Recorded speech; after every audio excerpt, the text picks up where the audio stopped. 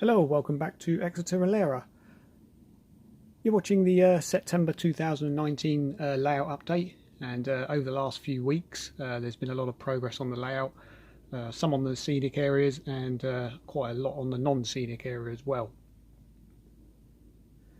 Also, just before I released the last video, I was lucky enough to have Jamie from Pennyhill Junction who wanted to pop over and have a look at the layout. And he also bought some for his Great Western Railway modern image stock, and so we had a good running session of some modern stuff on the layout. So before we get started, let's take a look at Jamie's visit.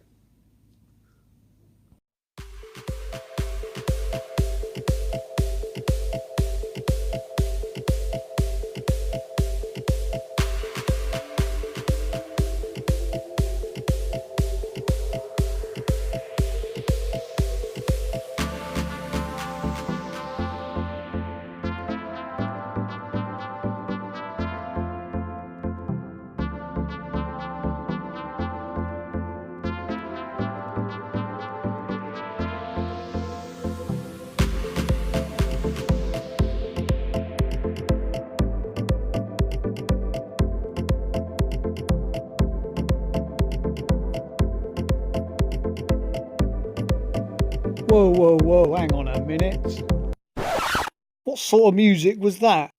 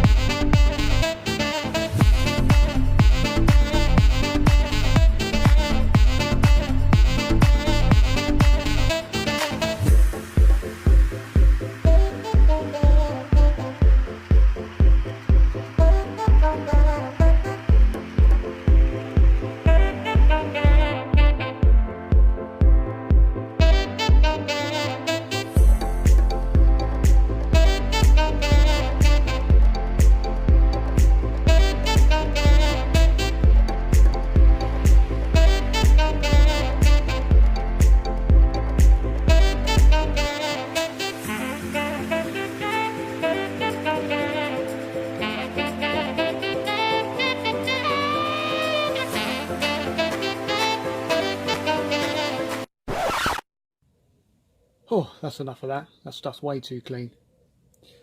Oh, Jamie, you forgot your polish. It's okay, Tim. You can keep it. I brought it around for you anyway. Huh, really? Well, I'm not going to need that anytime soon, am I?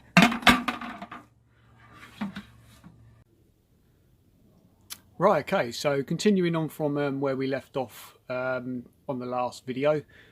Obviously the scene at the back looks a little bit bare, there's not much going on, so I've got together quite a few bits and bobs to start sort of putting a scene together and making it look a little bit more interesting. So what I'm going to do is I'm going to go through all the bits and pieces that I've got, which I think fit in and around that scene, and find the best places to put them. So I'm going to take a look at these bits and pieces first and see exactly what we got. So I've got a couple of bits of bullhead rail. Those have been just covered in the old usual rusted stuff. Another thing that seems to be quite common, and I'm sure that most of us have got plenty of those left over, is sleepers. Now these have been obviously glued together, and they've been given a coat of a sort of a tan colour, just to sort of make them a little more used and more realistic, and just giving the ties a quick sort of liquid sort of watered down rust on those. I've also got some wooden sleeper ones which are of the bullhead variety. I think they look a lot more interesting than the standard sleepers you get on most Pico track. Now also as well, I've just got myself a few bits of plastic card and just giving those a quick coat of rusted as well, and just to make it look like these are bits of scrap metal, sort of typical thing you might find around one of these sort of yards. Again, just some wire strands from out of the sort of bus wire, just coated again in rusted and coiled up. I've also just managed to just glue up some offcuts of trains that I've chopped up in the past, and just giving those a bit of a grime. So that's basically the stuff that I use, you know, to hand that you can find. I'm sure there's plenty of other things. Everything pretty much comes in useful if you make it look something that you find in the real world. Now, a few things I've purchased off of eBay are these oil drums. Now these come, I think, yeah, they come black, and I've pretty much detailed and weathered every single one in sort of in various different colours. Obviously these ones have been painted grey and just been given a few spots of rusted. These ones were just, I think these were originally white. I sprayed them white like this one, giving it a kind of more of a misting, so the actual paint looks kind of thin rather than it being a solid coat, and then again dabbed them up with some rusted. These ones again, as I said, they started off white, and then it's just dry brush some red over it to give it that sort of warm red effect. Now, I've also picked up from a seller on eBay as well some 00 gauge individual bricks. These are made of a ceramic material and are probably the best realistic bricks that I could actually find. Quite small, quite fiddly to handle, but again, most yards you'll find old piles of bricks sort of just discarded in various places.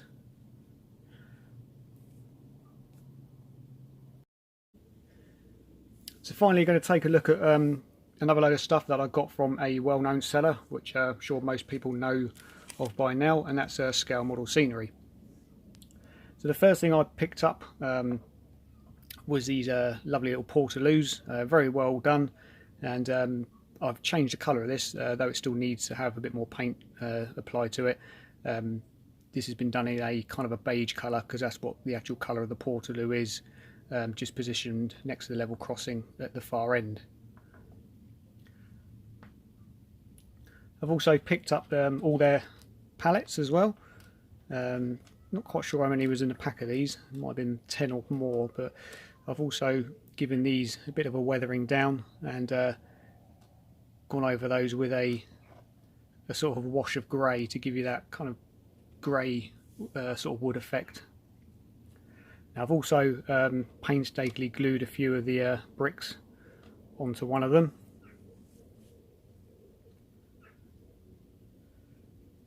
Another thing as well that I picked up was their skips, and again just giving those that worn sort of rusty look as you'd typically see with most skips. Moving on to some of the other stuff from Scale Model Scenery, I've also picked up a pack of their ladders. Again, in a yard you'll probably find the old ladder sort of leaning up against a building somewhere. I've also got the safety railings, which are typically seen to keep obviously workers safe if they're working on the any of the electrical equipment boxes nearby. These have been spray painted already into a silver colour. They'll just be dulled down with a bit of grime once they're fitted in position. And the last piece of detail that's going to go along here is this fence that I've scratch built, and by far not the easiest thing I've ever built. This is made out of 1mm square plastic card rod, which have all been individually drilled with 0.4mm drill bit through each post 8 times. So obviously I've got 8 strands of wire running through these posts. These have been spray painted silver, and this was typically the fence that you would have seen that's just in front of the siding, or this dead end piece of track, which kept obviously anyone that was working inside the yard safe from the main lines. On top of that as well, I've also picked up the scale model scenery chain link fencing, and that's just been purchased solely because I need the actual mesh from it, as this particular fence did have a mesh up to about sort of 3/4 of the height of it, so I will use the actual mesh from that just to clad along the front of here. So what I'm going to do now is with all these bits and pieces, I'm just going to kind of loosely place them in areas where I think they look good. Spend a bit of time just making sure that you're happy with wherever things are, and then once that's done, I'll get about and start gluing everything in position.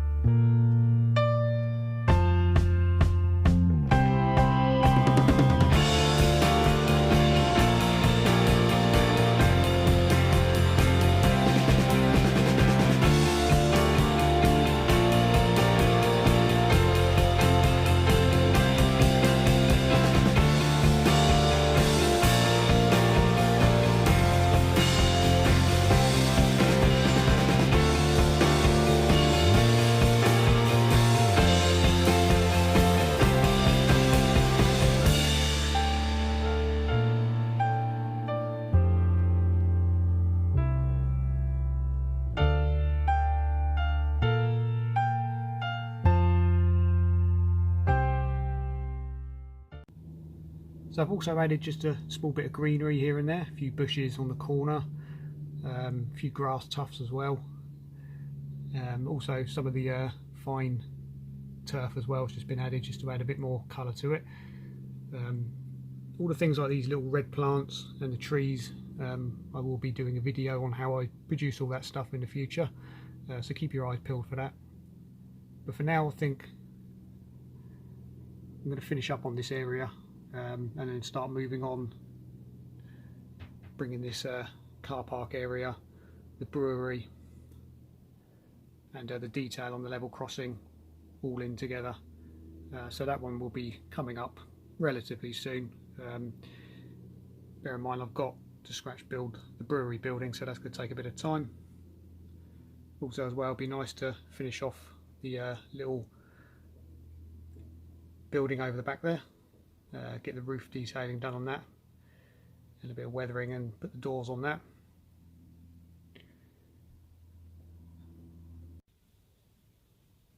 So continuing on with the non-scenic area, you'll see here that I've now finally completed it. If you refer back to, I think it was the video that was my April update of this year, I did make a start on this area in particular and sidelined it for a while whilst I concentrated on doing other projects. As I say, now it's all complete, everything's all wired up and it runs perfect. And also as well, as an addition, I think if people recall back from the April update, there was going to be an extension to the actual whole layout generally to extend it from 2 running loops to 3. That's now all installed as well. The line that runs closest to the edge of the board is the extension to my 3rd loop, and I'll show a full running demonstration and how the benefits are for the whole layout shortly. But for now, what I'm going to do is just talk through everything that's gone on this non-scenic area.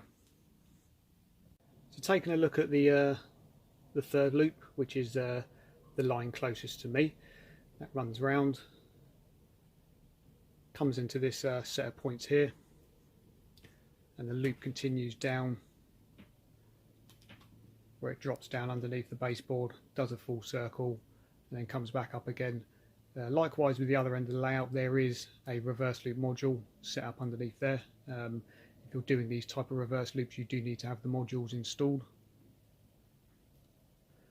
Also as well, I've mimicked what would be the siding just outside the level crossing area, just behind the brewery building. This is typically where all the Waterloo services would normally be shuttled out of the station. They go into these sidings here. I've also installed additional parking sidings, obviously for storage of trains. So for the inner loop of the main loop itself, so looking at this one here, this one actually has 3 separate storage lines, and the outer line itself, which is this one here, only feeds 2. As much as I like to have more, unfortunately again the chimney gets in the way and prevents me from putting any more tracks and stuff in that area there. So let's take a look at how the 3rd loop itself works, and as a demonstration I've got Renown sat in on platform 1 ready to take a Waterloo bound service off up the 1 and 37.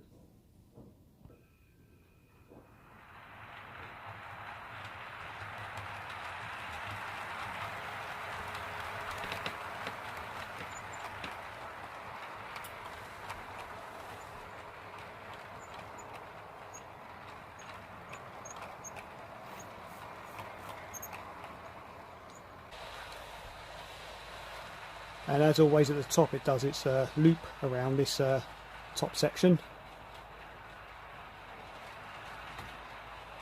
Goes all the way around and then heads back down.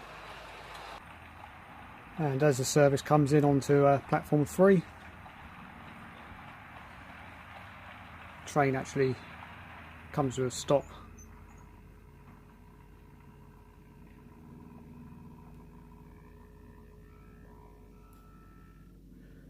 And normally terminates So passengers now would obviously leave all the coaches, and the train now shuttles out.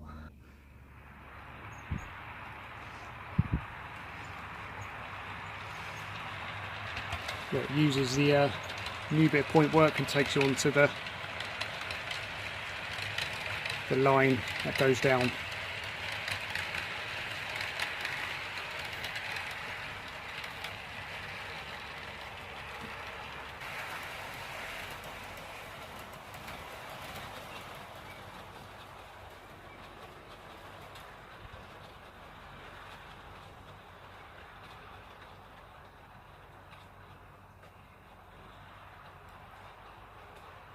So using the reverse loop, the train heads underneath all the way around, then comes back up again. And it's worth noting that there is a auto reverse loop module on this section, similar to the other side.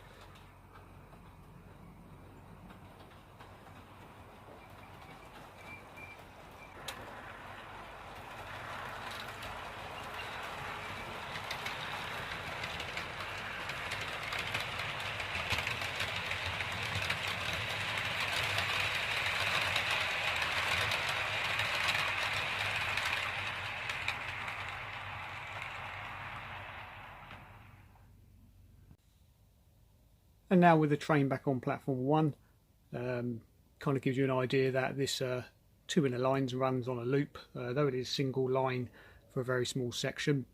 The idea of this section for these 2 tracks is I'm going to run these on a station module system, meaning that all I've got to do is simply press play and just let, if I want to run 2 trains on the loop, they'll obviously pass in opposite directions at the station where they are now, and the station modules themselves will just stop the trains for a period of time before letting them back out again,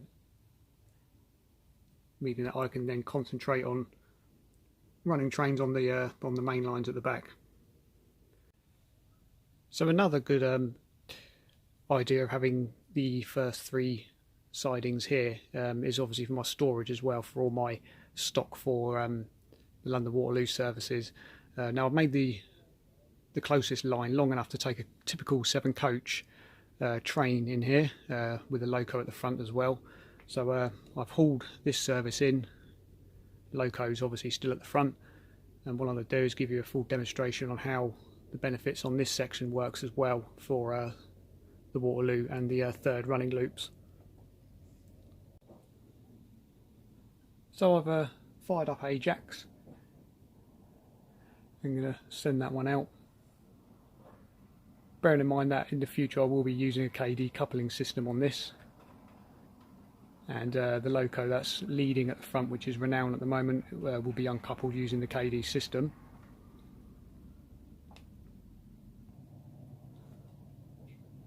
And bring in Ajax back into shot again. And then carefully couple up to the coaches.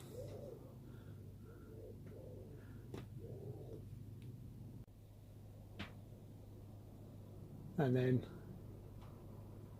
sent back out.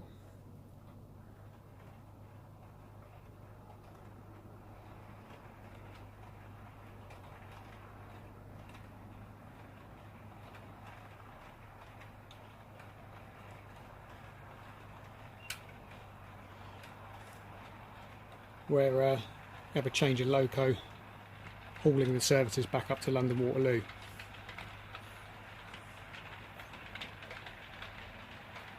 And I can also mimic the fact that Renown's been released from the stock and is heading off behind the station to go off and be refueled or to be stabled off. So there we go. Hopefully enjoyed the video. And as always, any comments, stick them down in the comment section. If you haven't subscribed, please do. And I will be back with another video relatively soon. Got a lot going on, so should be more frequent uploads coming up soon.